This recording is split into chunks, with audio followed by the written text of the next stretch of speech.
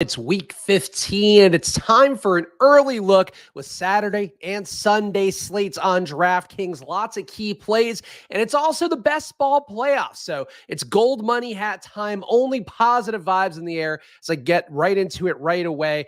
Let's start with the Sunday slate on this one. And again, it's an early look here. Projections, I think, just came out on Stochastic, so I didn't run those through an optimizer, so we could talk about that in a moment here. But let's go through the slate, talk about it a little bit here, and go through position by position, starting with the QBs. Jalen Hurts, to me, an interesting play this week. We saw him get there last week, going against the Giants, where both he and Miles Sanders had outlier days. Normally, you don't see the QB and the running back both look fantastic in a spot like that one. When you put up 48 points, certainly going to get there. And shout out to our guy D. Owens as well, who was touting Miles Sanders in the chat. Didn't see on my end any logical reason to get there, but obviously he ends up right. Hopefully he ended up making some money on that one. But Jalen Hurts, I think an interesting approach for this one could be to go with him and Miles Sanders together, to not try to force it in AJ Brown and not force in a Devonta Smith, especially with Dallas Goedert expected back this week. But Chicago, we know, is a terrible team defensively, a team that's given up a lot of production on the year. That's why I think Jalen Hurts is going to be live as a play. Guy that I'm intrigued by, Patrick Mahomes, obviously always a high price tag. The spot against Houston, though, it looks like they're not going to have Dameon Pierce, who had an ankle injury late in that game. Feels like a situation to me where Mahomes could have that ceiling upside day that we really just haven't seen that often over the course of the year. Obviously, he's always around 20-ish fantasy points. Sometimes here, you see against Tennessee, a team that a lot of people have exploited recently. Obviously, Jacksonville, most noteworthily, boy, that was a tough word to throw out there.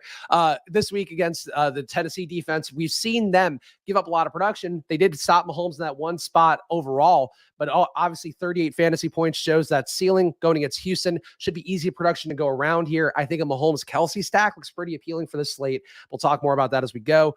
Justin Fields going against Philadelphia, hard for him to imagine him having that major upside. Obviously, if you are going to expect the Eagles to fully reach the ceilings they have to hit, maybe Justin Fields is part of the way that gets there. I think in that respect, maybe you could go with a Fields Kmet stack, bring it back with Miles Sanders. But overall, I don't know that Chicago has enough in the tank really to go against Philadelphia, especially with how Philadelphia's been playing lately. Fields that price tag as well, there is a bit of a downside to it, so not a priority play, it looks like. Justin Herbert, I mean, again, Tennessee's been bad against the pass, has been something that's frustrated me, honestly, at times throughout the course of the year. I'll never forget touting Cortland Sutton on one of the Stochastic morning streams, as well as on Splash Play, talking about how it should be a good spot for him going against Tennessee. Ends up being an okay day for him, as every day for Cortland Sutton seems to be. But we have seen really teams force the ball downfield against Tennessee and start to acknowledge the fact that they're not going to have success against the ground. They might have success against the pass. So that's something where I think that maybe Herbert can have that upside day. I don't believe he's cracked 30 fantasy points on the year, which certainly one of those things that has not looked great for best ball.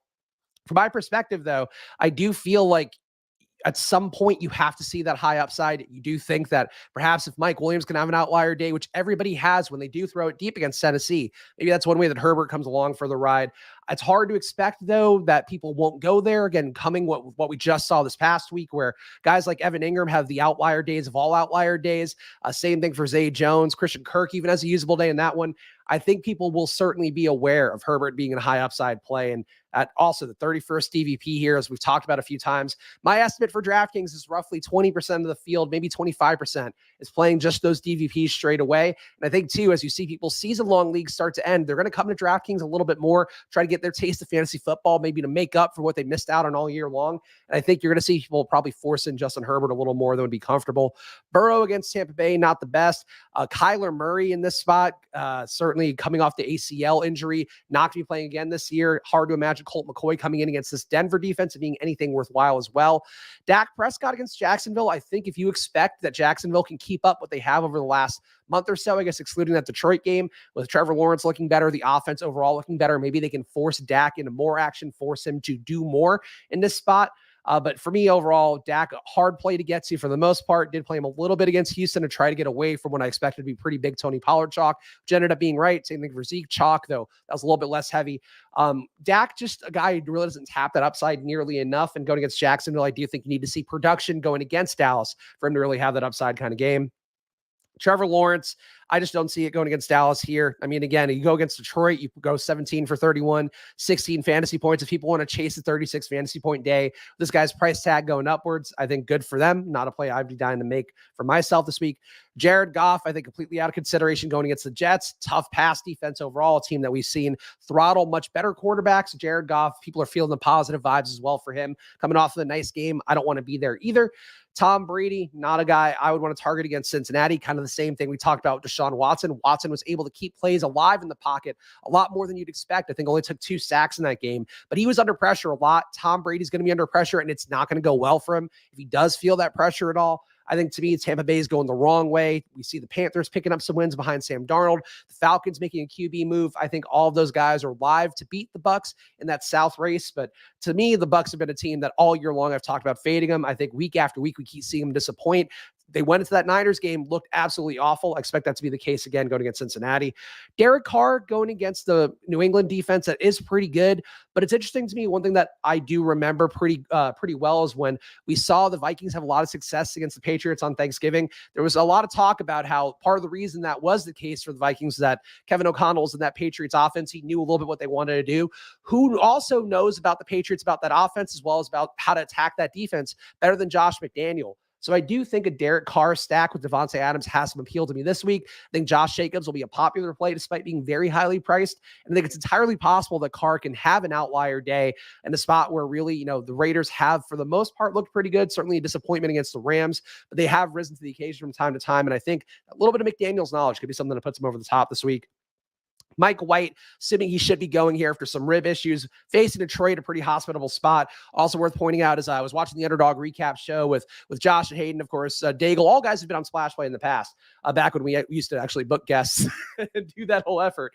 But Mike White was one of those guys that should benefit from the fact that really Detroit not good at defending the slot. Certainly Elijah Moore could be a guy who benefits a little bit here, a guy who's done nothing all year long, but certainly be running a lot of those slot routes. I think Mike White in this situation, you really do need Detroit to produce some points overall for Mike White to really have that apex kind of ceiling game that you'd want to see. But I think going against Detroit, a hospitable enough spots, easy guys to stack them up with, nice price tag, all that makes sense. Russell Wilson, I'm really hoping doesn't play because I think Brett Rippon's a little bit more live going against a weak Arizona defense in that spot. If that is the case, Wilson, I think, is at this point, as we talked about time and time again, maybe he would have gotten there versus Kansas City if he were healthy and able to go. I just don't see a ceiling for Russell Wilson. I don't want to be there very much at this point of the year. Andy Dalton, kind of interesting going against Atlanta. Atlanta's defense on the year, pretty bad. Dalton has been able to take advantage of some weak spots throughout the year. The Rams, a team that has struggled downfield. You saw him put up 22 fantasy points, and the Falcons, similarly bad overall across the board. I think the best comp might be this matchup against Arizona. We did put up 32. Atlanta's defense is not good and certainly also can produce some points potentially with Ritter. I think live to be an upgrade on Marcus Mariota, a guy who basically is taking his ball and going home. Now he's not going to be the starter. I think Dalton's an interesting play this week, and it does seem like he's going to hold off Jameis Winston, keep that job for one more week. And Desmond Ridder, I think I was watching the ETR stream before this one as well. Gary Hartman over there, a guy who I think is pretty sharp, does a good job doing his own first look as well. So that's part of why I'm just trying to get the wisdom of other people who are doing this well and try to really siphon it onto my own here. He was saying you wouldn't play Desmond Ridder. I think Desmond Ridder is an interesting play against the New Orleans defense that has been really bad on the year, that we've seen teams be able to attack when they actually do force the ball meaningfully. Is Atlanta going to force passes a lot? I don't think it's hard to say that's going to change materially with what Arthur Smith has led Marcus Mariota to do in the past. But I think Ridder is a little bit more mobile, certainly younger, fresher legs. Supposedly he's looked better than Mariota in practice over the course of the last few weeks, which is why they made this decision to go his way. I think Ridder's an interesting play here at 5,200 with a rushing upside that should give him a little bit more of a floor. Even if the ceiling, I think, is certainly going to be a rookie ceiling where you might not expect the most out of him overall. And Sam Darnold, I think we have to kind of point out here, relative to all these guys in this range, like Ridder, I could talk myself into. Darnold has looked actually fairly good relative to, at least getting the results you want to see on the field. Carolina winning these last 2 games, certainly going to look like positives overall. DJ Moore being out of this game potentially would be bad. He does have an ankle injury that he got checked out yesterday. Part of why I think he was a little bit down versus Seattle. But still, Darnold, if you have Moore out there, certainly, you don't want to have Darnold necessarily stacked up with Terrace Marshall and Laviska Shenault. But I think in this spot against Pittsburgh, a team that probably a low total, certainly one that you don't have a lot of faith in, but Darnold, maybe an interesting tournament play. You can have a little bit of rushing upside, a little bit of passing upside as well. And I probably wouldn't want to go to Mitch Trubisky, even if he is starting this week. Running backs for this one, Austin Eckler is going to be the high-priced guy. Tough matchup on paper going against Tennessee's run defense. Certainly a spot for them where I think Eckler's ownership could come down a little bit. People will see that 5th-ranked DVP here going against Tennessee. Eckler, though, we know gets a lot of high-value touches. I believe Sam Hoppin, of course, who does a lot of work, I think over at 4 for 4, also does the stuff with ship chasing and those guys. Eckler is a play that can get there even if the run is going to be plugged up the middle, which is really what Tennessee does the best. One of the best EPAs going for them in the year overall, defending the run game. But Eckler, versatility is certainly a way to get there. That said, does Tennessee put up enough points to really make it where Eckler can have that ceiling day at 8,500? I'm not so sure about that. Same thing for Josh Jacobs. I think I'd prefer to go Devontae Adams' way for what I talked about with the knowledge that Josh McDaniels have of how to attack that Patriots defense. But Josh Jacobs certainly can get there in an ugly game. We saw yesterday, the similar spot going against New England's defense. James Conner looked pretty good, even though New England is a very tough team defensively against the run. Jacobs certainly gets to work, 27 rushes against the Rams, who still held up despite not having Aaron Donald. Something to keep in mind if you're trying to target the Rams defense on the home stretch of the season. Derrick Henry, going to be a popular play, I think, again, because this green DVP here, 28th ranked, going against the Chargers defense. Henry certainly can get game scripted out of this one. If we do see the Chargers force the ball downfield and have success early on, you would see Henry be a less meaningful part of things. Could see more Dontrell Hilliard, certainly. I think it's a spot, though, where it's hard to doubt the floor of Henry. I think it feels like a 15 to 20 fantasy point game, though Henry is kind of what we talked about last week, where I like Derrick Henry, played a good amount of them. I did have a fear, though, that he was going to put up this 25 fantasy points and not be enough to win a Millie Maker overall, or not be a guy who really helps you in tournaments. And I don't think he helped you in tournaments overall. Like, he was a guy that if you had good lineups around him, he was able to get you there. But I think it's kind of a similar situation for him against the Chargers, where I don't know that I expect him to really lay the beating down. I don't know that he has the ability to lay that beating down on opponents at this point in his career. But I do think the Chargers have done enough things to start to shore up this defense. We certainly didn't see much going against them on the ground game on Sunday night. Whether that'll be the case again, I don't know. But I do think Derrick Henry is going to be a very obvious play, very highly owned play. And I wouldn't mind going different a little bit there if that is going to be the case. Joe Mixon against Tampa Bay had about a 70% share of the backfield with Samaje Perine still holding on to some of that workload last week. I don't see the need to go to Mixon against Tampa Bay. It's hard to imagine him having a real upside against Tampa Bay defense that is pretty good against the run. And overall, even if it's not the best in the league, certainly one that doesn't inhibit production enough to get you scared about going there.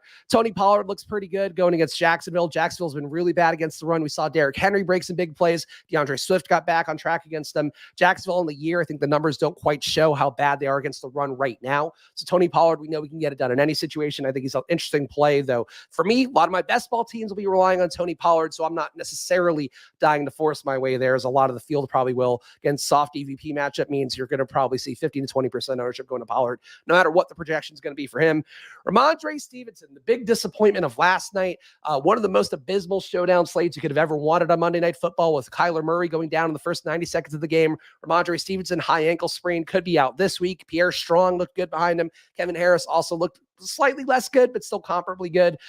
Important situation to monitor throughout the week. Vegas is much worse against the pass than against the run, but Ramondre gets work in both parts when he's actually healthy and able to play games. So Ramondre, I think, would look like a pretty good play if he's in. Though that price tag is coming up, and a guy coming off of an ankle sprain who tried to play through it yesterday, couldn't play through it. If he is in, maybe it's one of those things to exercise a little bit of caution if he ends up a chalky play, given the fact that, again, this defense here, 27th ranked, people will play him and force him in because of that. James Conner against Denver seems like a no. Alvin Kamara, so one thing that worried me this last game against Tampa Bay was just how involved Mark Ingram was in that spot, where even in downs where it really didn't make sense, like third downs, it was Ingram in there. First downs, it was Ingram in there. Ingram is probably out for the rest of the season, if not for this week, it looks like, based on the injuries he has. So you kind of think they have to force Kamara in. Again, going against Atlanta is a really nice spot because they don't defend anything too well. Sometimes they do slow the clock down enough on their end because they run so many offensive run plays that can make it a little bit tougher. But I do think Kamara at this price tag has a ceiling that a lot of guys in the slate don't have. And I also think people will go pretty heavily to Miles Sanders as well. So Sanders, to me, a good play if you assume that Philadelphia puts a beat down on Chicago, which I do think is going to be the case. That said, though, Sanders ends up really highly owned because of the fact that he put up, 2 games out of the last 3 over 31.5 fantasy points. people certainly do pick up on that box score chasing. So that's one of those situations to me where if Miles Sanders portends as very highly owned play, Kamara's there as a pivot. And if not, I think playing Kamara and Sanders, nice way to play two guys who have okay salaries and be able to afford some of the pay-ups of their positions. I think it's a pretty nice pairing to have Kamara and Sanders based on what we're seeing so far in the week. David Montgomery against Philly. Philly's deep run defense getting better with Jordan Davis back in the mix. I don't see the need to go there. Certainly, we also have the risk profile of Justin Fields just taking touchdowns away. And also worth pointing out for Montgomery, it does feel like we have about 2 more weeks of him getting this full run. Khalil Herbert expected back and actually might be back in practice, I think, next week is what they were saying. But then I think he's eligible to go off the IR the week after that. Ezekiel Elliott going against Jacksonville, same thing as Tony Pollard, but a less explosive version of it. That said, the floor is there. The price tag seems to make sense. I don't mind Zeke. That said, I really thought if he was going to have a ceiling day, it was going to be this last week against Houston, and instead we just saw 17 fantasy points again. Does that mean he can't get there this week? I don't know for sure. I certainly wouldn't say that. But I do think Zeke is pretty live in lineups where you don't play Tony Pollard. And I actually played a few with both Zeke and Pollard this past week.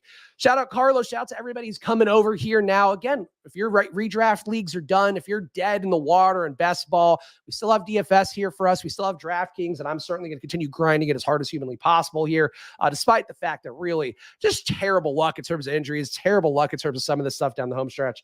But I think I'll make my money on best ball. I feel pretty good about my DraftKings shares. But that doesn't stop me from getting up to bat for DFS week after week. And I do think as you start to see people's interest wane at this part of the year, also the holidays going on, the Saturday slates, the Sunday slates, I do think this is starting to be a time where we have a lot of data that gives us an edge. And we also have just people's attention spans not being there, give us an edge as well.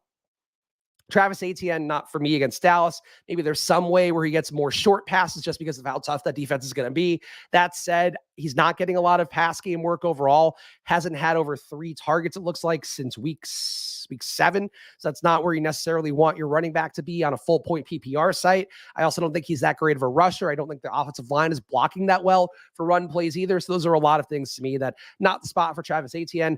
I do expect a lot of Isaiah Pacheco this week because of that 32nd rank DVP. People are going to see here for Houston. People love targeting backs against Houston. Even though Houston really just gives up production wherever you want it, people do think that means they're a run funnel. They're not. They're actually a little bit better against the run than people might realize. They actually have a negative EPA on the year going against run plays.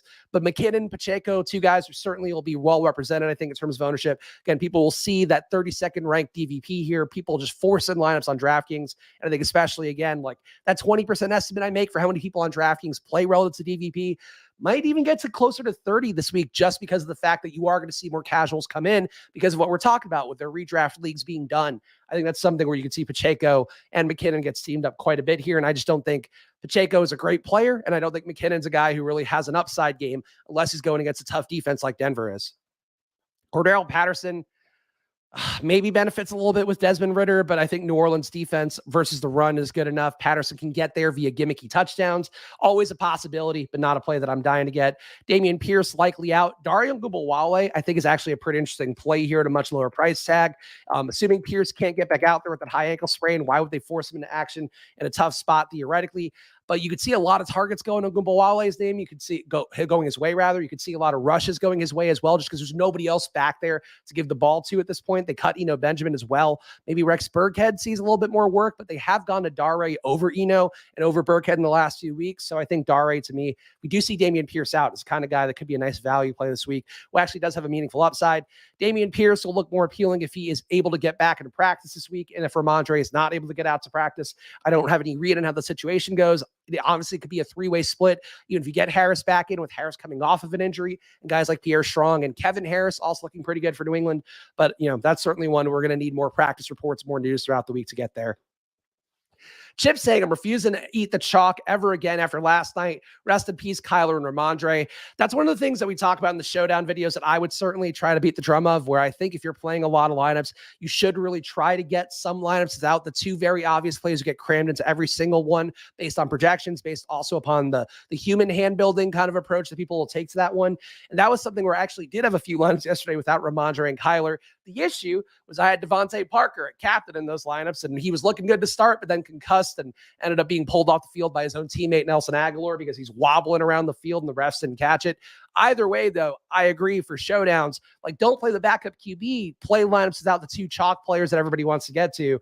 And it doesn't mean Ramondre was a bad play. It doesn't mean even Kyler was a bad play. But it does mean that relative to a tournament portfolio, relative to taking advantage when things go wrong, I do think it's worth having 5 to 10% of your lineups that account for those worst case scenarios. But again, don't go to backup QBs. Like, I wouldn't have played Colt McCoy, and Colt McCoy wouldn't have won you anything anyway. Rest of the guys in the slate, DeAndre Swift going against the Jets. Jets softer against the run and the pass. You can make the case to go there, but it's not the most exciting to me. Najee Harris against Carolina. Jalen Warren sees enough that backfield where I don't think that's a play you want to go to. Fournette against Cincinnati. Maybe if Tampa Bay somehow can hang into this game, Fournette's a guy who could do it. Fournette certainly seems to have held on to enough of a role with Rachaad White breathing down his neck. This is a guy who's going to come up a lot, by the way, in a little bit here. Latavius Murray, we saw him get 11 touches here in this last game against Kansas City. Projected pretty well in that spot as well. Going against Arizona, a much softer defense. I think that's one that certainly you could make the case for. The Marlon Mack was involved enough that I think if Latavius Murray gets steamed up at this point of the season, I'd be willing to go Marlon Mack's way or just get different there overall.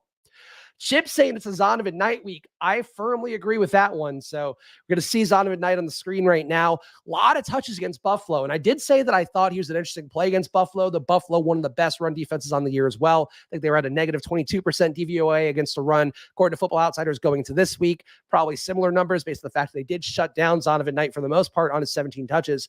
That said, him being shut down is 4.2 yards per carry. Still getting some targets as well. Going against Detroit, a team that does stink, does offer some production and some ability to get the ball down the field. Zonovan Knight's clearly ahead of Michael Carter in that backfield. He's also, as I've said a few times now within the last week, I think he's my third favorite rookie running back I've seen on the year, behind Breece Hall, behind Kenneth Walker. I think right there with Dameon Pierce. Zonovan Knight's very live this week against Detroit. Very nice price tag as well. I think this is a week to be willing to pay down at running back on that Sunday main slate, but certainly we'll see more as we go. And Dario Ngabowale, again, I'll just point him out here, under 4,700 here on the salary, under 5,000. Certainly a nice benchmark to have. You could free up a lot of money this week to get the stud receivers in if you do go to, let's say, an Ngabowale and Zonovan Knight backfield. I think that's pretty intriguing here for a Sunday main slate, especially if people are going to start to concentrate ownership on Derrick Henry, on Austin Eckler, on Josh Jacobs. It's definitely one way to get different is to pay down all the way. Love Devontae Adams coming off the bust game here against the Rams.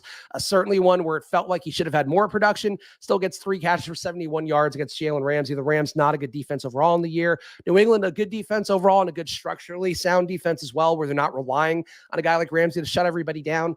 That said, I really do think that there could be something to that theory about the Josh McDaniels knowing how to attack a Patriots defense thing. And if that's the case, the way to do that is to do it like how Justin Jefferson did against the Patriots as well. We're getting him into space. You're really leaning heavily on your top target. That could be the case for Adams here. And I think he is an interesting tournament play, even though that price tag, $9K, is pretty ugly, but nobody's going to play him because of the matchup against the Patriots. Jamar Chase certainly would benefit if you see T. Higgins out again. T. Higgins hurt his hamstring reportedly during the warm-ups, then didn't play in that game very much. I think he might actually not have played at all in that game. I think he played a few snaps, so then basically couldn't get through it. That said, Jamar Chase benefited in that game. Tyler Boyd also hurt his finger. Hayden Hurst also out for the week. Going against Tampa Bay, not as hospitable of a spot, but if you see the targets start to concentrate for Jamar Chase, that could be appealing here. I'd rather right now, if we assume that Higgins and Boyd can get back out there, I'd rather pay up to Adams instead, especially if we can't take that running back savings. But I think the spot for Chase is a pretty good one just because of the fact that he might have some more pass catchers not able to go out there with him. A.J. Brown against Chicago, soft matchup here, but if Dallas Goedert's back in the mix, and it's also just so many ways they could score easily on the ground, I don't think it's an A.J. Brown ceiling spot. You probably expect him to have one big touchdown play like he seems to now get every week reliably, but I don't know if it's a ceiling game just because Chicago, I don't think they can do enough to really ward off Philadelphia the way that they'd probably like to. Amon-Ra St. Brown going his way after a down week where 50% of the field played him in the big tournaments on DraftKings. Tough spot to expect him to get downfield against the Jets. That said, that's not Amon-Ra's game anyway, and they also should be able to prevent the Josh Reynolds touchdowns, certainly the ugly deep play that was given up to Jameson Williams last week by Minnesota. So Amon-Ra could get there in a contrarian spot as well, and that's the tournament appeal, like a Devontae Adams, Amon-Ra St. Brown wide receiver pairing, two guys who are not going to be played by casuals because of the bad DVPs going against them. I think that's kind of an interesting play to take if you are a sharper player who cares more about the overall, the meta game of it all, rather than just DVP matchups like a lot of people will be playing this week. T. Higgins, if he's back in, certainly would be a nice play to consider just because of the fact that he did put up that 0-0 overall last week. Still, though, it just sucks for T. Higgins. Like, I have more than enough T. Higgins in best ball. He has given me, I think, 1 or 2 usable weeks throughout the year. I think if I get a usable week from him, I'm willing to take it in best ball, but I just don't want to go there, I think, in season long or DFS rather right now, just because of the fact that, like, he's been hurt a lot, and it does seem like when he is hurt, they're willing to not play him, and that's not a guy you want to trust in a lot with a lot of your portfolio. Keenan Allen against Tennessee, certainly, I think, a guy that people will go more towards Mike Williams. You could see Keenan Allen be a guy who benefits as a result. Got 14 targets for the last 2 weeks against Miami and Vegas. You certainly expect a competitive game here, even if you do see Tennessee falter a little bit against the deep ball. I think Keenan Allen's an interesting play this week. I think a double stack with Herbert's also pretty appealing as well. Mike Williams at a nice price tag. You're going to see him here. That said, will these guys be unknown quantities with what we just saw happen to Tennessee, and also the fact that you have that 31st ranked DVP that you're going to see here? Probably not. So I think Herbert, if he maintains the low ownership, people don't go following this matchup against Tennessee, going against the pass funnel. That's a little more interesting, but I think Mike Williams right now, Keenan Allen, a double stack with Herbert could have some upside and potentially tournament winning upside overall. Christian Kirk, maybe interesting to go here after he's the one Jag that doesn't go off. That said, it's against Dallas. Dallas shuts down everything. Even last week with Chris Moore having the outlier day, I think that was more because of the, no pun intended, that was more because of the fact they had no Brandon Cooks out there, who's probably out for the year. Nico Collins maybe gets back out there and takes some target share away. But that last week, those guys weren't there. They had to get the ball downfield to someone. In this case, for Jacksonville going against Dallas, maybe that is the case. And Kirk is that guy that gets fed. Certainly kind of fits the profile of a guy like Moore, who could run outside a little, run inside a little, do all that.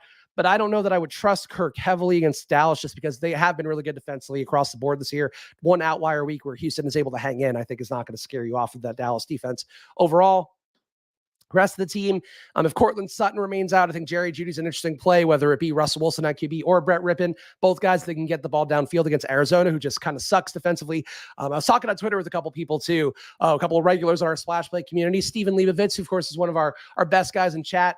And I said, like, I really thought the Patriots were going to smoke the Cardinals, and they ended up getting there. That Arizona defense is really bad. And now when you don't have Kyler as well pushing this team to make them feel like they're going to be in games more, I think that defense is really going to roll over. So Jeudy, if you see no Sutton out there, the targets really concentrated for him this past week. 9 targets, 73 yards. Obviously, the 3 touchdowns is the outlier. Brett Rippon is like as good of a quarterback compared to Russell Wilson as at least the Russ we've seen this year. Certainly Brett Rippon hasn't won Super Bowls. He hasn't been that guy over the course of years. He's not paid as well, but Rippon is accurate downfield and he forces the ball downfield. Jeudy can get there. And I think really, if you do see Sutton out, the target concentration for Jeudy and a possible QB upgrade, or at least a lateral move, I think is going to be a good one for him. So nice price tag for him. Nice matchup. Jeudy kind of makes sense. It was a guy I really wish I forced more of after kind of hand building him into a few lineups for myself. Besides that, you're seeing by the ugliness of this week, a lot of ugly team totals, but also a lot of Q tags across the board. Jacoby Myers is a guy I think is going to be kind of interesting going against Vegas, because Vegas does struggle so much against the pass. Certainly a guy who also is going to project well for the most part because of the routes he runs, because of the high PPR points that he gets running out of the slot. Myers, if he's healthy, I think is interesting. And especially if you saw Myers healthy and Ramondre and Damian Harris out, maybe they rely more on the pass game there, get Mac Jones, get his confidence up with some easy checkdowns. I think it's kind of an interesting stack to consider this week, which is part of why I put him on the thumbnail, because we didn't have projections when I was doing that thumbnail this morning. So I just kind of hand built out what I thought would be like a decently projected lineup. I think getting Myers back in, getting Mac Jones is going to be pretty interesting. Nate saying let Brett rip. And yeah, look, I think let Brett rip would be the way to go for Denver. That's probably could have made the case that should have been how they went a couple weeks ago. And of course, Russ has his best game of the year against Kansas City and then ends up getting hurt and ends up going out of that one. But I think Rippon, to me, I'd be curious to see what he can do. I think he's been good in stints before. I think still the numbers this year have held up with where he's been historically as well, where he actually had some decent days as a backup the last few years. Rippon, to me, is a guy that I think going against Arizona really would be a nice spot for him. But it also could be a thing like Aaron Rodgers had a couple weeks ago, where he knew it was a good spot against Chicago on paper. He wanted to force his way in so he can have some stat padding. Maybe Russ, if he can get out of that concussion protocol, forces his way into the game, even though what are they playing for? Absolutely nothing. Treylon Burks, you would think should be back this week after his concussion. Certainly was a really ugly concussion overall. I would also think that Burks being back in is going to hurt Chig Okonkwo if people are chasing his recent performance as well. But I think this spot to me with Treylon Burks is one that I really would be curious by if he's in, because of the fact that he has been a lead target outside and going against the Chargers has been a good one. So that's a spot to me that I think Nice price tag on him, certainly some upside. I think these are the guys, too, that you expect to start to break out of the home stretch if they're healthy and good to go. The Drake Londons, the Treylon Burks. London's going to have a little bit of a learning curve because of Desmond Ridder being at QB, but where is he going to go? Is he going to go down compared to where he's been with Marcus Mariota? Probably not. So I think Drake London, Treylon Burks, two guys that we probably have enough of in best ball, but certainly I think are good to target as well in DFS on the home stretch. Mike asking, how many did I advance the summer vet? To be clear, I don't really care about advance rates. And I know I'm going to say that because I have 15 to 20 in each tournament that are advancing, the 3 puppies as well as Best Ball Mania. Each is what I'm saying. But that said, I have 25 on DraftKings and I don't think that matters that much. Ultimately, what matters is what you have at the end. So there's a lot of guys out there posting 40% advance rates and all of that, but they're not built to really win it all because they were targeting running backs early. I know our guy, Brian Schultz, the Island Mortgage King, was sent me and Pete a lineup as well that had 4 running backs in there that were all top 4 round running backs drafted. And I just don't think those lineups have the best shot to win down the home stretch. So I think if anybody out there is touting advance rates and you feel good about it, great. For me, I'm happy to have basically average across the board. And they're all 0 RB advance rates. So that's sort of where I'm thinking is the most upside. But we'll certainly find out over the course of the next 3 weeks. Besides that, at wide receiver, Chris Moore's game is just worth pointing out here, just because if you do see Brandon Cooks out again, if you do see Nico Collins out again, Cooks, I think, will for sure be out. Collins maybe could force his way in. That said, 11 targets, 124 yards, a guy who didn't project that well. I loved Chris Moore as a pivot to Kendall Hinton, who was coming up a little bit too easily relative to what the projections were. Chris Moore is a guy who it makes sense to go to again versus Kansas City, a team that doesn't defend the pass very well, and Moore certainly could see that target share condense if you do have Collins and Cooks out again. So I like Chris Moore as another cheap play here. The price tag didn't come up enough, and I would play him over Jameson Williams. Jameson Williams, the one thing he's going to do well across the board is going to be get downfield. The Jets have stopped that against much better receivers than Jameson Williams. So one fluke play is not enough for him to be great DFS-wise, and you'll be lucky, I think, to have that one fluke play against the Jets. Besides that, MVS against Houston, maybe he finally has one good play, but boy, he has been one of the biggest disappointments, I think, of best ball season would be MVS. I do think, though, this could be a week to target Travis Kelce, just because of the fact that we've seen countless times that teams really, it's not about versus the run with Houston. It's not about versus the pass. It's just who do they feed the ball to the most and who has the ability to get downfield and break plays. If you're talking about Kansas City, that's probably Travis Kelce or it's Juju, but it's more so Travis Kelce. And when you consider the fact that tight end is ugly every week, but especially going to be ugly this week with Dallas Goedert maybe coming off IR, Freiermuth, we know the ceiling is not the highest. Schultz, good tight end matchup for him going against Jacksonville, but still those targets can go a million different ways, or they can just give the ball to Zeke or Tony Pollard. For Kelce, I think this is a nice spot where he hasn't had the big outlier day recently, but we know he's got this 38 fantasy point upside, 40 fantasy point upside if the touchdowns break his way. To me, this is a week, I'm certainly crippled by the fact that I can't play Mark Andrews and lose money on him once again after I just keep chasing that dragon week after week. That said, Kelce in this spot, I think, is one where it could be the outlier day for him, could be crippling for me relative to best ball because I do not have enough Travis Kelce advancing. But I think in this spot, 7,800, you pay up that way, you pay down at running back, maybe take one stud receiver or two, like we talked about, Devontae Adams, Amon-Ra St. Brown. It is a good week, I think, to pay up for pass catchers, and that's something that I would be not opposed to doing with Travis Kelce this week.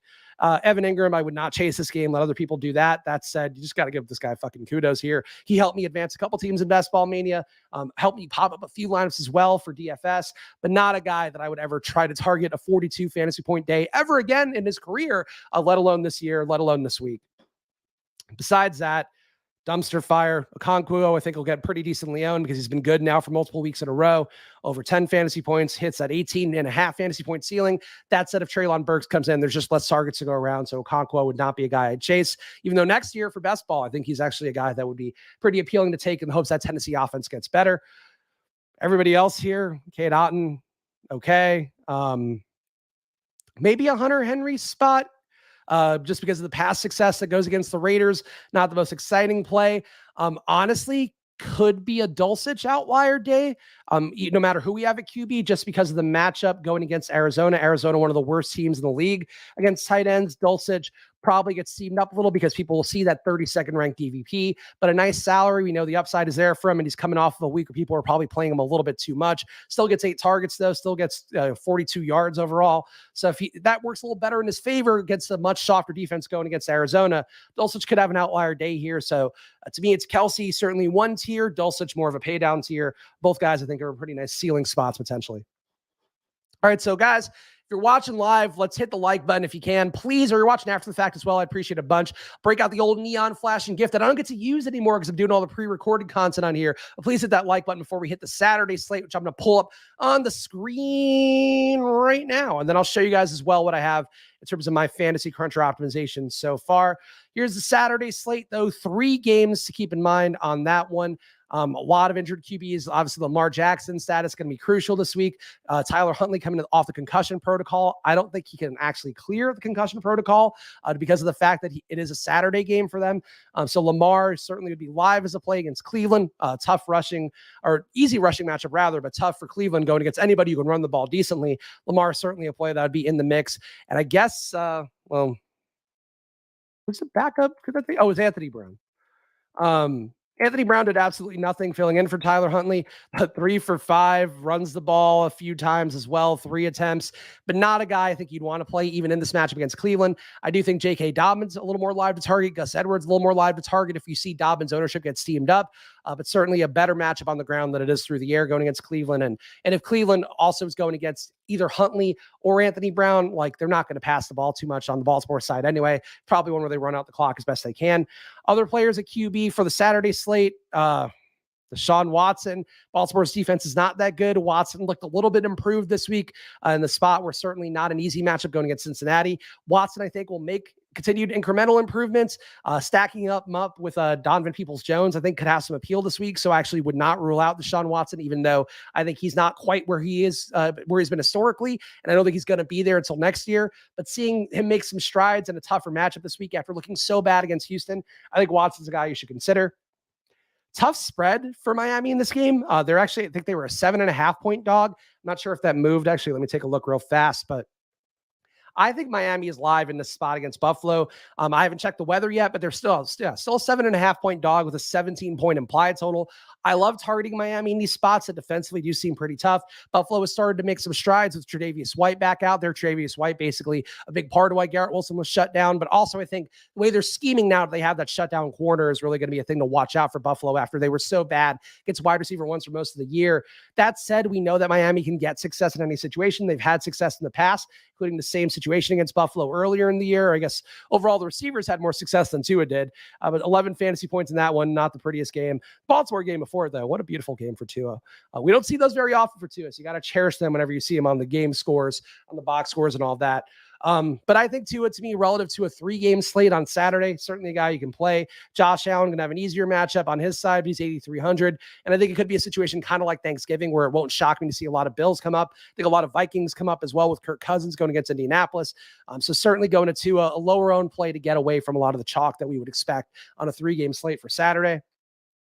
Running back, I think Dobbins is a very nice play. People will certainly critique the fact that he looked hobbled, legitimately breaking that one long play on Sunday, but still a guy that was able to break a long play against Pittsburgh, who's actually an okay defense, with a hobble. Like he's literally pimp walking his way down the field when he gets to like the 5-yard line, gets out in open space. He is not at full health, but if he can do that with him not being at full health, going against Cleveland, a team that's been objectively bad against the run in every situation, I think Dobbins is pretty live. If Dobbins is a chalk play, which he might be coming off a 120-yard game with a touchdown, then you have Gus Edwards as well, who had some meaningful work in his spot this past week, got 13 carries in that game. Certainly going to have less big play upside. We can easily punch in a touchdown or two going against Cleveland. I think you would be making a mistake to not have one Ravens running back in your portfolio on Saturday pretty heavily. And probably both guys too. Like I would take Dobbins in some lineups. I might take both guys in some lineups just to get weird on a 3-game slate. But 3-game slates, we know how they go. A lot of ownership is going to go Jonathan Taylor's way, and you could easily see the Ravens outscore him. I think either running back independently or those two guys, honestly, together might both outscore Jonathan Taylor in that situation. Taylor himself, though, is going to look pretty good against Minnesota. Certainly the work has been there for him since the Jeff Saturday changeover. You could see 4 straight games in a row, 20 or more rushing attempts, also involved in the pass game enough. More targets for him the last 3 weeks, 4 targets per game. Taylor, nice play at his salary. That said, I do think he's going to come up a lot in optimizer. So your mileage may vary for a 3-game slate, but probably one of the best plays on paper on this 3-game slate relative to salary. Nick Chubb, I think kind of dead in the water at this point. Like I think if you're relying on Nick Chubb in best ball, I would start to worry quite a bit because I don't think he's going to play much starting maybe next week. I think Jerome Ford's a guy that they like. He's been back out there as well. Certainly Dearness Johnson, a guy that they've liked in the past. I think this is going to be a backfield that gets away from Nick Chubb. I wouldn't want to play him in DFS very much. I guess this is probably the last week to play him if we do see Cleveland's motivation start to wane in terms of what they're doing because they were eliminated from the playoffs. But that said, Nick Chubb, contrarian matchup here. Taylor's going to be highly owned. There's a logic here for a 3-game slate on Saturday to go to Nick Chubb a little bit. For season long, though, like I would consider actively benching him potentially. Besides that, Mostert, if we have Jeff Wilson out, Mostert would certainly look a little bit better, but Buffalo, tough run defense. We saw Donovan Knight get some success, but Mostert is not Donovan Knight, honestly, at this point of his career. Maybe he could break a big play. We have seen Buffalo struggle a little bit, giving up deep runs. Mostert, certainly that's the one thing he can do. But I think if you're playing him, it's mostly volume, and I honestly don't know that I have a lot of faith in the volume for Buffalo in this, or going against Buffalo in the spot in the run game. Talked about the Ravens guys. Those guys look good. Everybody else in this slate, maybe you get an outlier, James Cook day, though he was so odd that he got so much work against New England, then gets no work against the Jets. I don't get it. Naheem Hines has also been getting a lot of high value touches lately. Maybe interesting tournament play at his price tag, but even then, you're hoping he scores on one of these 2 touches he gets per game. Not the best there. So I think really for Saturday's slate, you probably are keying in on, I would say, one Baltimore running back and Jonathan Taylor, or you could take a Dalvin Cook as well, is probably going to project pretty well. Though he really, I don't know, not exciting me very much lately. Didn't excite me much coming into the year, but I thought he would have some more upside. But he's gotten like 1 touchdown vultured here and there by Madison. Certainly a lot of work being vultured overall by Justin Jefferson. It's a tough spot to really trust Dalvin. I would rather find the money and go to Taylor, or save some money and go to one of Dobbins or Gus Edwards. A receiver, Justin Jefferson is going to be a crucial play. Again, I did optimize lineups 4 here, so we'll take a quick look at those. But Jefferson, it looks like, is going to come up in a lot of lineups for Saturday. Certainly a high upside play, certainly a play as well relative to salary. You can go to Tyreek, you can go down a little bit to Diggs, you can go a bunch of different ways. So Jefferson, if he's going to be an unavoidable play, I don't mind coming under on him and just letting the best ball shares do what they're going to do. But that said, for Jefferson, obviously we know the ceiling there. It also is worth pointing out that I think if he averages 125 yards per game down the home stretch, he would break that 2,000 receiving yard cliff, which he wanted to hit, talked actively about in the media about wanting to hit in the offseason. So that is something here where maybe they forced the ball to him a little bit more, but not a great matchup on paper. Certainly better, I think, going against Indianapolis for the pass game than it is against the run, but still one where I think it's going to be so obvious that for tournaments on a 3-game slate, moving away from Jefferson is one way to get different right away and hope you can have the upside for somebody else. Peoples-Jones, I love this price tag. You can see meaningful involvement here, 12 targets from Deshaun Watson, a little bit more of a Deshaun Watson kind of play. Peoples-Jones, again, if the ownership comes up, it's a 3-game slate. He's got this big box score number and a nice price tag. That's, I think, when you could start to consider Amari Cooper. But obviously, if Cooper ends up out, his hip issue, I think it was hip/groin is what he heard on Sunday. That could be one where maybe he doesn't go. And if that's the case, I would think Peoples-Jones becomes a very chalky play to consider overall. Gabe Davis, this is now 4 straight weeks not cracking 20 fantasy points, only cracked 30 once this year. I think, honestly, at this point, if you are a person who was doubting Gabe Davis in the offseason, I still thought he can get there as a vessel of this offense, but boy, he's not showing it every week. That said, against Miami, I think it's certainly a spot to target it once again with that price tag coming down on a Saturday 3-game slate. Gabe Davis, we know the upside there. I think you'd be doing a mistake to not have some portion of your portfolio with Gabe Davis, but he's still a guy that, like, you're not trusting in any spot. You don't want to have him in 90% of lineups, but if the field's going to have 20, you might want to have 25 on a 3-game slate on a Saturday. The rest of these guys here, okay match for Alec Pierce going against Minnesota. Had one of his biggest games of the year last time out against Dallas. It does feel like overall you could certainly see that workload shift back to Michael Pittman's way. Pittman at an okay price tag. Honestly, Pittman had a pretty nice price tag. Certainly you're getting a discount here knowing that he had just 11 targets 2 weeks ago. So Pittman, I think, would be the more logical play to go over Alec Pierce. And of course, all of us invested in Alec Pierce in best ball anyway, so you can get your money on him there. The one time that he makes a lineup, then you can make your money back on Alec Pierce. Besides that, KJ Osborne's a guy who's involved. Certainly continues to be a football player who is active and all that. David Bell feels like he can get more work down the stretch. Maybe you bump him up a little bit if you see Amari Cooper not make that game against Baltimore, but not a guy that's going to be a high upside guy. He's not Jameson Williams coming in. He's more of a dink and dunk kind of slot guy. Not the most exciting overall. Mike's saying, I feel like this would be the week that Davis goes off now the regular season is over, like a sign from the gods.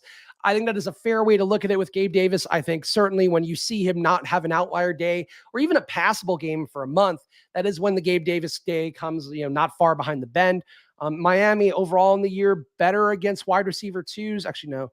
Yeah, they're better against wide receiver ones. They're third in the league against wide receiver ones, it looks like, is going to be that spot for Miami. So yeah, I mean, Gabe Davis, certainly if you see Diggs come down, I wouldn't double stack Buffalo against Miami necessarily, but maybe you could do that as well. But I agree, like short slate, Gabe Davis, that's when you want to play him. 11 game slate where Gabe Davis is likely to disappoint you. You probably don't go there quite as much. Tight end's going to be real bad. It looks like Mark Andrews. I have to keep playing him, I guess, because I've now sunken enough money into him and still hope that he has an outlier day. He's under 6K now. We have now not seen a 20 fantasy point upside since week 6. Certainly started a lot better. Maybe if Lamar comes in, you could take that flyer more reliably. But I really thought that Andrews was going to get fed a little bit more for as long as Tyler Huntley was in that game. He certainly didn't get fed, certainly didn't look good. I don't know that the Andrews game happens again, but that said, much like Mike was talking about with Gabe Davis, maybe that just is the week that Mark Andrews is finally due and something happens. And certainly, again, 3-game slate, Mark Andrews having the outlier day. Wouldn't take much for him to be an outlier player that could win you a tournament. So 5,700, like you should have Mark Andrews exposure, even if he certainly has killed you if you played any season-long leagues. Like I think he probably single-handedly killed your team over the last 6 weeks of the season. Besides that, you got to squint your eyes for any of these guys, I think, for the most part. Dawson Knox, he was involved this week, but got the 1 touchdown. Nice play. Certainly extended himself to score in that one. I guess maybe Knox, you stack up with Gabe Davis if you want to get weird on a 3-game slate and hope that Buffalo has outlier upside. But really, to me, like I think this is probably a Hawkinson and Njoku slate. Both guys going to have the floor. Both guys certainly also have a ceiling. Again, Njoku would also benefit if we saw Amari Cooper not play on Saturday as well.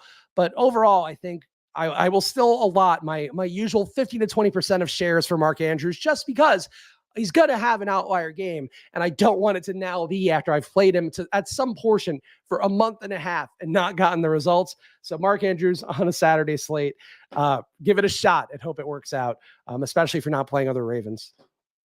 All right, let's go over to the Fantasy Cruncher, and I'll show you guys the optimal lineups real fast, and we'll hop off here. Of course, I'll be back tomorrow with the data video, which I think is the most helpful video of the week. Lots of key stats out there from sites like PFF, Football Outsiders, of course, my employers, Sports Info Solutions, everything I could find out there. I pulled in some good stuff, so come back for that one tomorrow. Short form video, under 15 minutes, certainly under 13 usually. All right, Optimizer, let's see it. Andrews is only top 6 catches once. I don't look at the stats like that, Mike. I don't think stuff like that doesn't matter and probably objectively takes you off of good plays. So I like DVP versus a team is even less meaningful than DVP on a year overall. And I think that's one of those things that I would take out of your repertoire if you could. Like that's one thing to me. Like there's a site out there that I'm not going to say by name that launched the betting product as a pivot from what they were doing initially, which is like whenever a company pivots to betting as a product, like they're doing something that's not the sharpest. The way that they track stats is like, oh, here's the guy's like market line on his player prop, and here's how it's been the last 10 games. That means absolutely nothing. Like if anything, that's going to scare you off of good bets, going to make you like not take the things that you should take, which is relative to this individual matchup. It's relative to just the overall projections, certainly relative to like other players being in the lineup or out of the lineup. So to me, like, don't worry about last 5 games against the team kind of stuff, because that's the kind of thing that I think casual players get roped into a lot by the industry. And it's really one of the biggest mistakes I think you can make across the board. Here's the Saturday optimal lineups though. Let me see if I could extend this a little bit. There we go. So 100% Jonathan Taylor, which means that he is certainly not going to be a sneaky play by any stretch. Maybe an unavoidable play. You could find other ways to get different around him, certainly, but worth pointing out here, 100% Jonathan Taylor, 96% Michael Pittman using stochastic projections. Those are pretty scary numbers to see. A lot of Bills defense. So again, we're seeing the same thing, and this is something I talked about at length on the Thanksgiving slate, certainly on the Ship Chasing show, as well as on the video I did on this channel, where if you see teams building and overall, like these lineups here, 25, no randomness crunch lineups here, they're all pushing a lot of Vikings. So really the one move you might be willing to make here, take 3 or less Vikings, because 18 out of 25 lineups have 4 Vikings in it. Obviously a lot of Cousins, a lot of Cook, a lot of Jefferson, a lot of Hawkinson. Vikings defense not coming up a lot. But I think that's one of the things where right away you can cap your amount of Vikings at 3 and be pretty confident you're getting different on the slate. You're still have the same upside. You're still going to get top projected lineups. But that's one thing I'm seeing right away. The other thing that you might be willing to do based on what we're seeing from this initial crunch would be max 1 of Taylor or Pittman. That's one too, where if Taylor fails and Pittman has an outlier day, you're more likely to benefit more materially. I don't mind playing these guys together, but for 3-game slates, it is like a showdown where it's not about the plays. It's not about the players you like the most. It's not about all that. It's about how is everybody else going to build and how do I get off that beaten path while still taking well-projected lineups.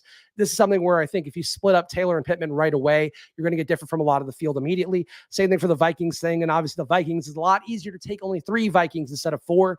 And this is a really crazy number here. 18 out of 25 lineups having 4 players from one team, like that means that it's going to be very obvious no matter what projections people are using. And that's something that I would make as a rule right away if that holds up throughout the course of the week. Besides that, shocked at the lack of Ravens here. Again, I really think that this could be an outlier spot for one of Dobbins or Edwards. I would certainly force my way to Ravens going against a Cleveland defense that is so bad against the run. At receiver, a lot of Justin Jefferson. I get it. I think relative to these 2 plays, relative to salary, I'd be more willing to let Pittman into a lot of lineups than I would be Justin Jefferson, just because if everybody's forcing in a $9,100 guy, all it takes is Jefferson putting up 20 fantasy points instead of 30, and that gets you different enough right away from a lot of the field. So based on what we're seeing right now with these numbers, I'd be willing to go much more to Diggs, excuse me, much more to Tyreek Hill, much more to anybody who is not Justin Jefferson, because he's not a discount and he's a player that everybody's going to force in. For the Sunday slate, looks like right now, a lot of Latavius Murray, a lot of Patrick Mahomes coming up again, not a stacked crunch, just a pure projection crunch here.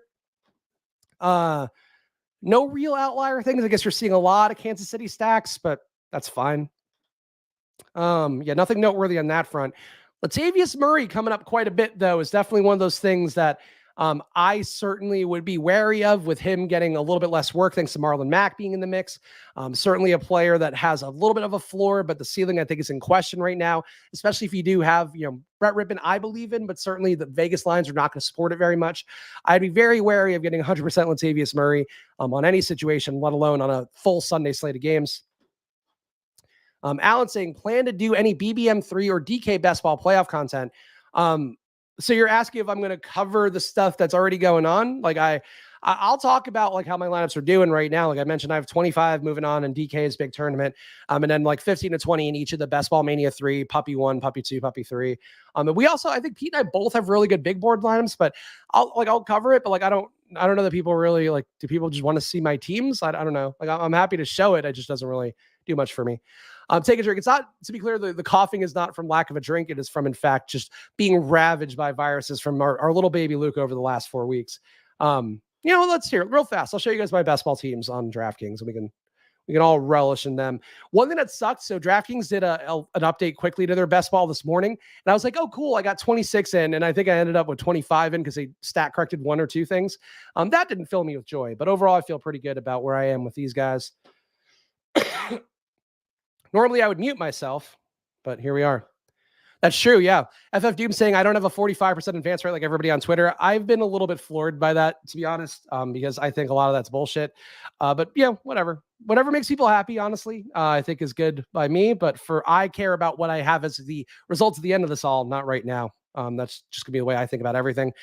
Here's one team I have. This is also just not the most effective way to do this. Hold up. Lineups. Oh, cool. So I can't even click this and show my lineup here. Well, this is a bust. Yeah, Alan, I think that's a niche on a niche overall to talk about best ball lineups that have already done. That said, have no fear for next year. I will be going as heavy on best ball. And actually have a call with the underdog guys tomorrow to figure out what I'm doing. But the 5 days a week that I'm doing right now for season long content and, obviously DFS content more so, that'll be all going to best ball starting this offseason. So I have no fears there. That'll be a thing I do. This is not useful at all. And I'm not paying for Spike Week again to look at lineups here, but I do think I have a couple really good ones that I feel strongly about. This one, you can see as 21-19. I'll pull this one up since it might actually be good. Kirk Cousins, A.J. Dillon. Oh, good. James Robinson, Justin Jefferson, A.J. Brown. A lot of my teams are carried by receivers. So that's nothing that's too surprising based on what you guys have seen from me all offseason long. I drafted all 0 RB teams. Like I legitimately didn't draft any hero RB teams, didn't draft any anchor teams. So I feel pretty good about where I am. And that's the main thing to me is like I knew in the offseason I was more comfortable having a 10% advance rate of all 0 RB teams and I wanted to have a 30% advance rate with a bunch of stud running backs because I thought that was the way to win in this. We'll find out if I'm right or not, but certainly I think I feel pretty good about the portfolio, especially on draft. DraftKings here. Boy, James Robinson just gets into everything, huh? Jalen Hurts, Hines, Chase, Pittman, Judy. Again, lots of wide receiver heavy teams. Nothing that crazy on there. And that's one thing too, with the advanced rate stuff, like obviously if you're maxing stuff out, like I got 148 in on DK's big tournament, I got 150 in Best Ball Mania, and then like 100-ish in all the puppies. Like somebody's saying they have a 40% advance rate and they played 10 lineups. Like it just doesn't matter. Like I'd rather have 20 okay-ish bullets that are going to be able to go on than have a handful because I didn't play, maxing it out as much as possible. That's one of the things I talked about with Pete in the offseason, but I think that's something for me that I still feel very strongly about overall. Geno over Drew, smart. Yeah, not with how Geno's played lately. But I did do that in a few lineups, of course. TikTok saying he put through 6 of 41 DK best ball entries. First you're doing, and I call that a step in the right direction. If you have anything that advances, you're live. Like that's the main thing that matters too. That's why people like flexing their 40% advance rates and shit.